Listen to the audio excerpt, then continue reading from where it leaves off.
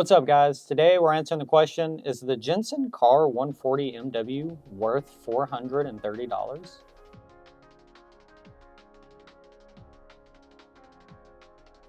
So to answer that question, we're going to go over some of the specs for the 140MW. We're going to look at some of the UI, and then we're actually going to jump on the site. We're going to look at where this unit falls in comparison to other stereos in the same kind of weight class, similar features, less features, more features, and see if it really falls at a good spot at that $430 price point that they have it at. So overall, the key features for this unit, there's three big ones. 10.1-inch float mount display. That's pretty good.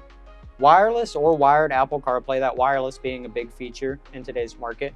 And then the iDataLink Maestro really being that last feature that kind of starts to put this in that higher end realm of car stereo. So those are kind of the big three, and we're gonna look at how those compare a little later.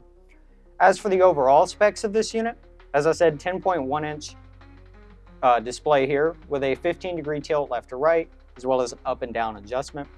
It comes in a single DIN chassis, but it has a double DIN provisional kind of bracket so that you could use it with a double DIN kit. You could install it with a single DIN kit. It's going to work in just about any car that you can buy a dash kit for. And then jumping to the back, it does output 60 by 4 watts of peak power. It has two camera inputs, so front and rear camera inputs, two USB inputs. One is USB-A, and that one does support Android Auto, Apple CarPlay wired. And then USB-C, which is 1.5 amp fast charging, but does not support Apple CarPlay, Android Auto.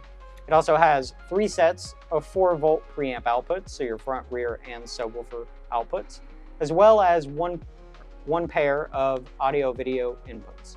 And then lastly, it also has, of course, the iDataLink Maestro plug that we alluded to, and a nice little ground isolator box on your power wire to kind of wean out any noise you might be getting. Overall, that's kind of the general specs, and we'll talk a little bit more about those at the end. We're going to jump to the front and look at the UI on this thing and see how it kind of stacks up. Is it responsive? Is it good? How does it all work? So jump into the front here. We'll start at the bottom. You have your push to talk to your voice assistant, your source or home button, nice little volume knob. You can actually press in to mute and press here to go to your EQ, which we'll get into a little bit later. And then coming back, you have your skip forward and skip back a track. So for this source home button, you can actually click to go through your sources, or you can hold to go home. So this is your home page. You have your FM tuner, AV input, Bluetooth for your phone, Apple CarPlay, Android Auto. You have Sirius XM. Now, this is one thing we did notice, is it tends to want to go to whatever input that you put it on after like a 5-second delay. So for instance, if we were in Apple CarPlay or Android Auto, and you go home by holding this down, if you don't do anything, you're not touching the screen, after about 5 seconds, it actually kind of goes back to whatever that source was. Of course, now it's going to make a liar out of me. Okay, it goes to AM, FM, so I'm not really sure what's going on there. It might have to do with like what's right here, like what you kind of toggled last or something, but occasionally after some inactivity, it kind of jumps back to whatever source you're using, which is a little weird, but honestly, like if you're in Apple CarPlay and Android Auto, are you really ever going to need to go to like the home page and just hang out? I'm not really sure. But anyways, so you have USB input, you have the input for your iDataLink Maestro, Bluetooth, AV, and then your backup camera as well. So jumping into the settings here. Oh, real quick, let me just go over to the sidebar. So you have, time, signal, battery, Bluetooth connected, nice little toggle for your dimmer. And these are kind of like quick source links, so radio, Apple CarPlay, Android Auto, whichever one's plugged up, and then video, AV input, sorry. So these are your settings. Settings are pretty simple. So you have language, time zone, date and time sync, daylight savings, beep tone, power off, delay, right-hand drive, all that good stuff. Pretty basic settings that you see out of a radio. Audio, you have balance and fader with a nice little, move this guy around, kind of snappy, that's nice. You can reset it as well. Subwoofer on or off, then you have subwoofer frequency, you can turn it off, 50, 80, 120, 160. And subwoofer level, put it up to 13, unless you don't want it at 13. EQ, so you have your one custom EQ that you can play around with, and then you have 7, so you have jazz, hip hop, classic, pop, rock, R&B. all of those. And of course, if you've kind of made some adjustments here, you could reset them. You're good to go. So this is a 10 band EQ with 7 presets. And then, so, you know, pretty standard out of the EQ. You have loudness, on or off. You have default volumes for different, you know, main volume, Bluetooth, nav volume, as well as source levels. So for radio, or if you want AV, or you want Bluetooth audio to be a little lower. So that's pretty much it for audio. And then display, you have illumination control on or off. Some different, you know, lighting adjustments. Like you could really just like do this and make it almost impossible to read during the day. Or for video purposes, you could turn everything all the way up so we could see it a little bit better. One thing I don't like about this screen is if you try to scroll and you accidentally click on one of these, like now you can't scroll, you're clicking on this. So you kind of have to always be sure to do that. I mean, you're not really gonna be in this menu too much, but it's a little annoying. LED animation, so if you have this on, it'll just cycle through the colors. You can see you can't actually click these. And then if you have it off, you can set, you know, your one color that you want to be at, or you could have it cycle through.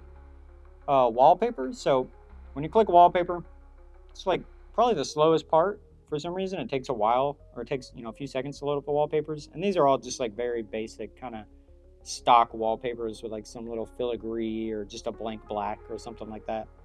As far as I could tell, there's no way to like upload your own, so you're kind of just with these.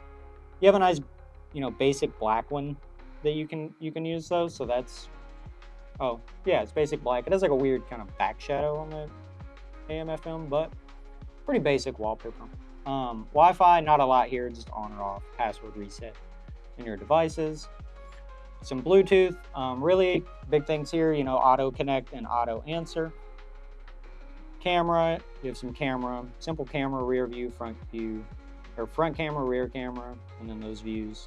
Your parking assist guide, so you can toggle those on or off, as well as you can adjust those. So depending on, you know, the different backup camera you may have purchased, you maybe need to tweak some of these guidelines to really fit the camera that you have, and you could always reset them. You can tweak them via here or via dragging. So that's, you know, kind of two options there, whichever way you want to go with it.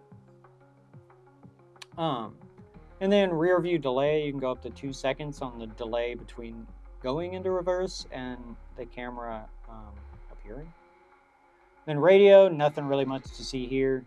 I mean, region, I guess, if you're in Europe or Latin America and you buy this. And then home. Kind of odd that they put a home here when you could home here, but I mean, it is, I guess, useful. So that's pretty much it. Very basic, I would say, in terms of like, I guess you would just say like the stock UI, kind of like what, you know, if you're using the AM/FM tuner or trying to adjust some settings on the radio itself. Pretty basic with a few like little bitty, you know, things here and there. But I mean, really, you're buying this kind of unit for the wireless Apple CarPlay. So you're really just going to be in CarPlay or Android Auto most of the time. And if you're using that, it's not going to do that weird like switch to home or try to switch to AM/FM tuner. It'll stay on the one that, you know, is playing a source or something. So pretty good, I would say, in terms of the UI. Definitely not like the high end, but I mean, it's $430. You're not going to expect to get like $1,000 type UI and a model at that price point. So that's pretty much it. We're not going to really go over Apple CarPlay or Android Auto, kind of all the same on units, but we are going to jump over to the computer, do a little shopping on Sonic, and see where this unit falls in terms of features and price point compared to some other units out there on the market, and see if this model fits at the price point that they're shipping it at. So we're over here on SonicElectronics.com, your one-stop shop for all your car audio needs. We're going to go up here to car audio and look at stereos in particular. And we're going to start by looking at the float mount, the floating stereos here, because that's kind of where this is really trying to build its niche at. And there's really two key features of this radio, other than it being a float mount, is that it's iDataLink Maestro compatible and that it has wireless Apple CarPlay. Those are kind of like the two selling points along with that 10.1-inch screen. So does that stack up for the price point is kind of what we're trying to figure out. So we're going to look at iDataLink Maestro capable, and we're going to look at Apple CarPlay wireless. So these are all of our float mount stereos that have those two things as features. And we're going to sort these price lowest first here. And you'll actually see that the 140MW here at $429 is on our website the cheapest floating car stereo that you can get that's going to have iDay-Link Maestro and wireless Apple CarPlay, which is pretty good. It's kind of a win. It is at least in some way kind of filling a niche for itself there. Now, comparing it to other models though, is where I think it gets a bit saucy. So if we go back to car stereos, we're going to open a new window here. So let's just say that we only wanted to look at two of those things. We looked at the floating displays, but now we want to look at iDay-Link Maestro capable, and we want to look at CarPlay wireless.